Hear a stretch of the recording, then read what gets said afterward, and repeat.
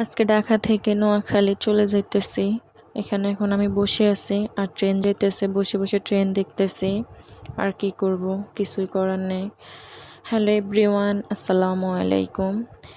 আজকে আবারও ঢাকা থেকে নোয়াখালী চলে যাইতেছি আর এখানে বসে আছি গাড়ির জন্য। গাড়ি আসবে কখন? আমাদের গাড়ি আসার কথা ছিল 4টা, বাট এখানে 5টা, 5:30 বেজে যাইতেছে, কিন্তু তারপরও গাড়ি আসার কোনো কথা নেই। তো পরে আমরা কিছুক্ষণ পর পর গাড়িওয়ালাকে ফোন দিতেছিলাম যে আমাদের গাড়িটা কখন আসবে। তারা বলতেছে 5 মিনিট 10 মিনিট করে করে। আমাদের 1.5 ঘন্টা আমরা এখানে এখনও বসে আছি গাড়ির জন্য। তারপর আর কি করার, এখন সময়ও নাই হাতে যে আমরা বাসায় চলে যাব, বাসায় গিয়ে বসবো কিছুক্ষণের জন্য, কারণ বাসায় যেতে যেতে আমাদের অনেকটাই লেট হয়ে যাবে। তো এই কারণে আমরা এখানে আর কি করার, এখানে বসে আছি। তো এখানে দেখেন আমার হঠাৎ করে চোখ গেল এইদিকে যে ছোট ছোট বাচ্চারা এখানে কি করতেছে। আপনারা জানলে একটু আমার বললেন, আমি জানি না।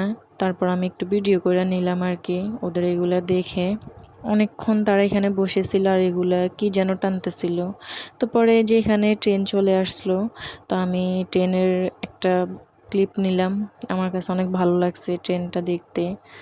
তো আমি এখানে বসে বসে ট্রেন দেখতেছি আর ভিডিও করতেছি, আমার ভালো লাগছে বিদেয়। সো আর কি করার, এখন ট্রেনও যাইতেছে, আমাদের গাড়িও আসতেছে না। এরপরে গাড়ির শব্দ, সব কিছু মিলে অনেক বিরক্ত লাগতেছে। তো পরে যে দেখেন তারা এখনও কি করতেছে, এগুলো ছোট ছোট বাচ্চাগুলো। সবাই যদি দেখেন কেউ, ওদেরকে একটু সতর্ক করে দিবেন যেন এগুলা না খায়, না করে।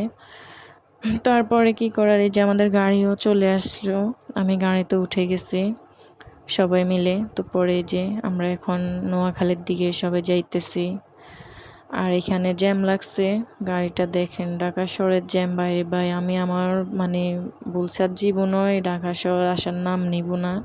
তারপরও না আসতে মন চাইলো, কি করা, যেহেতু আপু ঢাকা থাকে আসা লাগবে। তো পরে দেখেন এখানে যে জ্যাম লাগছে, গাড়ি আস্তে আস্তে একটু একটু করে যাইতেছে।